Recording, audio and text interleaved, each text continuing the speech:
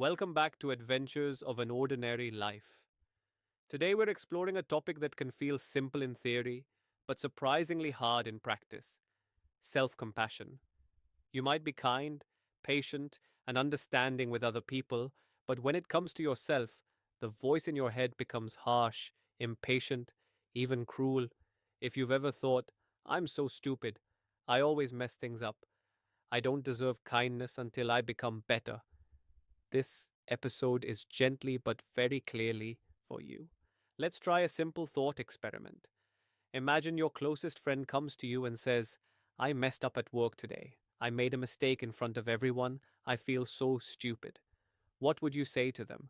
Chances are you wouldn't say, yes, you are stupid. You always mess everything up. You'll never get it right. You'd probably say something like, hey, it's okay. Everyone makes mistakes. You're human. You'll learn from this. Now think about what you say to yourself when you make a mistake. Maybe the words are far sharper. Maybe the tone is colder. Of course you did that. You're always like this. What's wrong with you?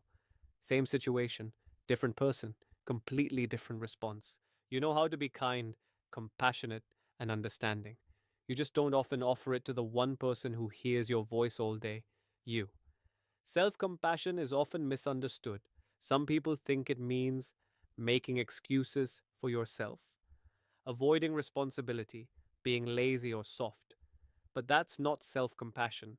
Self compassion is simply this: seeing your own pain clearly, recognizing that you are human, not a machine. Responding to yourself with the same care you would offer to someone you truly love. It does not mean saying, everything I do is fine. It means saying, I can be honest about where I went wrong without attacking my entire worth as a person. It is the difference between I failed, so I am a failure, and I failed at this, and that's painful, but I'm still worthy of respect and kindness. Let's talk about a few simple ways to practice self compassion in everyday moments. You don't have to change your entire inner voice overnight.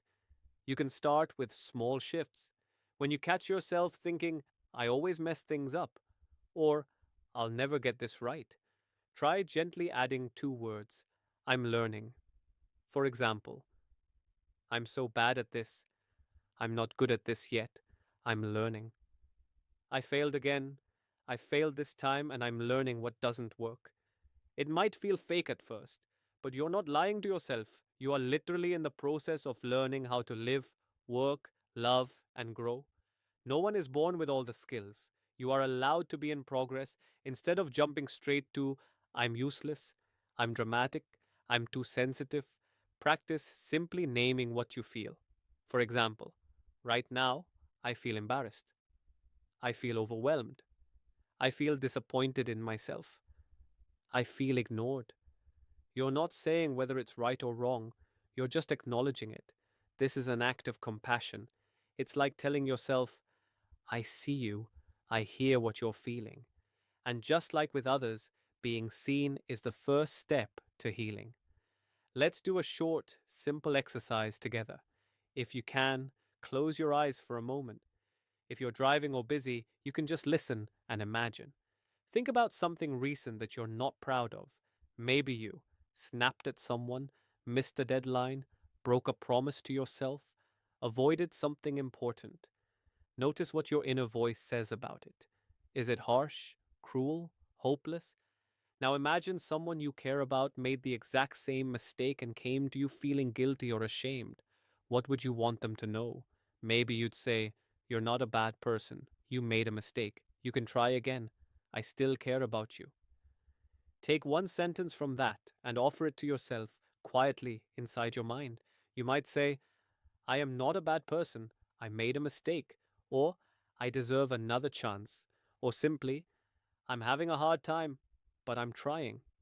Take one slow breath in and one slow breath out. That is self compassion in action. Not perfect, not dramatic, just honest and kind. Thank you for listening, for being willing to be gentle with yourself, even if no one taught you how.